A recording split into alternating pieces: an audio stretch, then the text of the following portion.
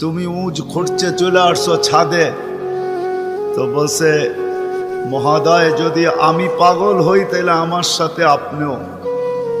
তো বলছে বুঝলাম না, তোমার সাথে আমি? আপনি তো বললেন যদি আমি পাগল হই তাহলে আপনিও পাগল। না, বাদশাহ ছিলেন কিন্তু বেয়াদব ছিলেন না, আদবওয়ালা ছিল। তো বাদশাহ বলে শোনো, আমি পাগল এটার প্রমাণ দাও, তোমারটা তো আমি দিলাম।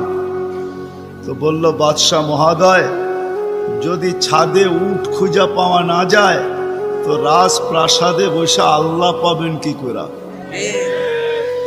এতটুক কথাই কিন্তু জীবন চেঞ্জ। চলেন, এটা তো কাহিনী, হাদিসের একটা দেই।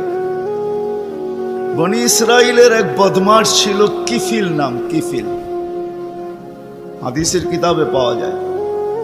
বনি ইসরাইলের বদমাশ, যে নিজেকে মানুষ বলে কখনো স্বীকার করতো না, বলতো আমার চেয়ে কুকুরও ভালো। কেননা প্রতি রাত্রে তার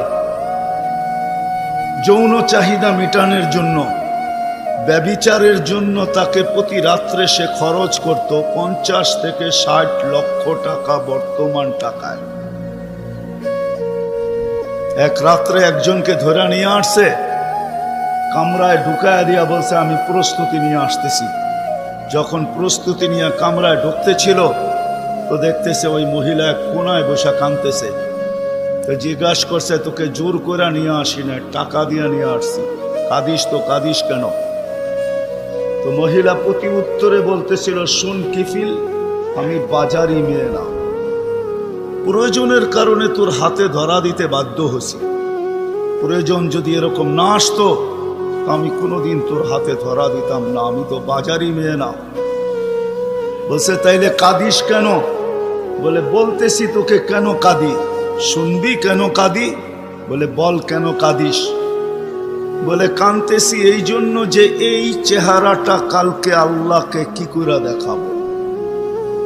বোঝেন নাই মনে হয়? বুঝলে দিল ফেরা যাওয়ার কথা।